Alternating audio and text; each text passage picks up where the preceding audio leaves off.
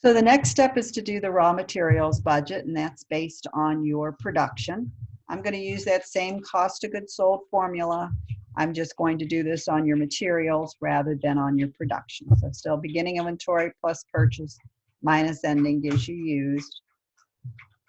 We need to stay in units, and again, in this case, that's pounds of chips. That's what our raw materials are made up of.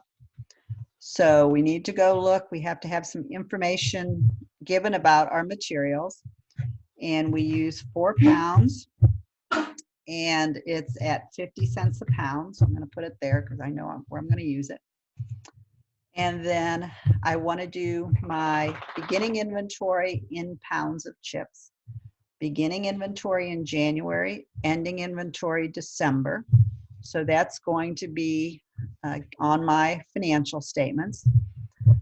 Again, I want the number of pounds. I don't care about the cost. I want the number of pounds. So that's 35,200 goes there. My pounds used is the number you produced. And so that's why you have to solve for that production. Times the number of pounds for each one that you produce. So I made 15,000 bags, but I used 60,800 pounds of chips. Okay. Since I know this number, I'm going to go ahead and copy it across, maybe. Again, to make that work, again, I always want to go back to this 4. So when you do it, that's sitting there in B15. So this B15 here, have to remember to put those dollar signs around it or weirdo things are going to happen to you. So pull that across and see if that looks a little better. So that's just 4 pounds times 10.5 is 42 times 95 is 38.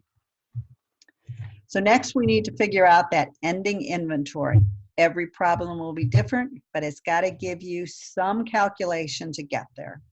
So in this case, it says raw material inventory is 80% of next month's production.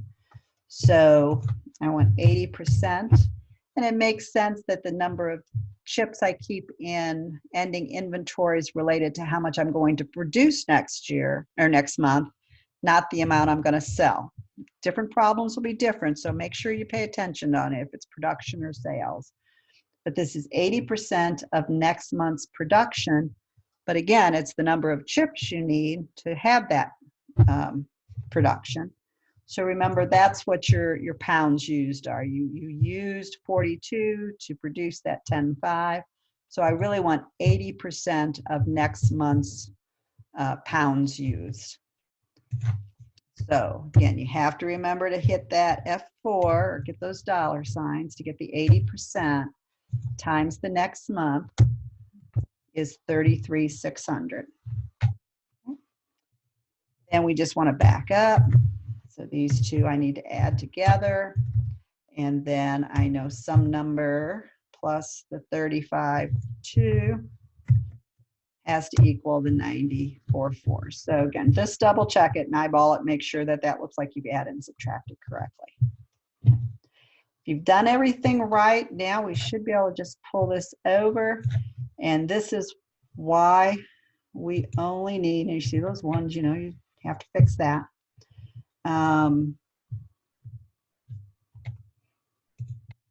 And something's wrong, and what is wrong? Right? And it's your beginning inventory. You can't just pull across. Your beginning inventory has to equal your ending inventory. So once we do that, it should recalculate and everything looks good. And because of the way this is set up, this is why all we can do is January and February. We don't have enough information to do March's materials budget. Okay. Then at some point we do need to change this to dollars. So we need to take the dollar amount of 50 cents and we need to multiply it times the pounds purchased. So again, that red number, and that's going to be the cost of our materials for those 2 months. All right. So I'm going to, again, put a little thing over here just to make a note that our February materials ending inventory is going to be this 30,400. Our cost is 50 cents.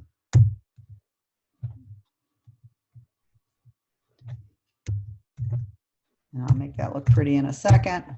So the value there is 15.2.